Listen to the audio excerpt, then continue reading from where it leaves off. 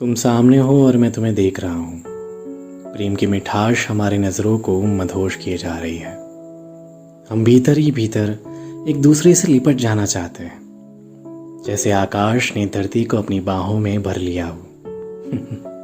सुनो, तुम्हारे गुलाबी होठ मुझे इंद्रधनुष की तरह लगते हैं।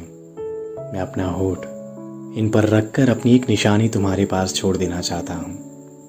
रात गहरी खामोशी लिए हुए है। हमारे इस मिलन के गवाह चांद तारे होंगे। आज यूं ही फोन निकालकर अपनी गैलरी चेक कर रहा था, तभी कुछ पुरानी तस्वीरें आंखों के सामने तैरने लगी। साथ में कुछ यादें भी थी। मैं तुम्हारी तस्वीर के ऊपर रुक गया। आज सुबह से तुम्हारी याद आ रही थी। मन हुआ कॉल या मैसेज करके तुमसे बात कर लूंगा। एक लंबा वक्त हो गया है तुमसे बात किए बगैर, पर फिर मेरे दिमाग और दिल के बीच ठन गई। तुमको पता है, जब भी मेरा मन तुमसे बात करने को होता है, मेरा दिमाग मुझे ये चेतावनी देने लगता है कि तुम्हें बात करने के बाद भी चैन नहीं मिलेगा। बात ना करने से होने वाली बेचैनी तुम्हारे लिए सहनीय है, मगर बात करने के बाद होने वाली बेचैनी तुम्हें परेशान कर देगी। इसीलिए मैं रुक जाता हूँ, लेकिन दिमाग की इस दलील को मानने से इनकार कर देता है। उसे आज भी पता नहीं कि तुम्हारे लौट आने की आस है।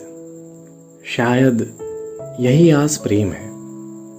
मैं दिल और दिमाग के बीच होने वाली इस बहस के बाद किसी नतीजे पर नहीं पहुंचता, इसलिए मैं मेरे दिमाग को खुला छोड़ देता हूं दिल से बहस करने को। ठीक उसी वक्त मैं इन दोनों से अलग होता हूं और तुम्हारे अपने पास होने के एहसास में डूब जाता हूं। इस बीच कब ये बहस बंद हो जाती है मुझे पता ही नहीं चलता। फिर दिमाग भी तुम्हारी कुछ पुरानी स्मृतियों को मेरे सामने लाकर पटक देता है और दिल उसमें अपनी भावना की सागर उड़ेल देता है। आंखें अपना काम कर देती है और आंसू मोबाइल के स्क्रीन के ऊपर तुम्हारी फोटो पर टपक जाते हैं। इंसान का संवेदनहीन होना बड़ा दुखद है। मैं आज भी जब ढलते हुए सूरज के लालिमा युक्त प्रकाश को देखता हूँ तो मुझे तुमसे कहीं अपनी वो बात याद आती है।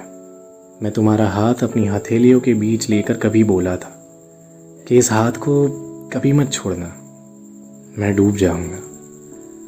फिर मैं अपने इस हाथ को देखता हूँ और सोचता हूँ कि काश ये वाक्य तुम्हारे होते तो मैं तुम्हें ऐसे तो कभी नहीं जाने देता ना। इतना कच्चा तो नहीं था ना अपना साथ, अपनी बातें। चलो खैर, जाने दो।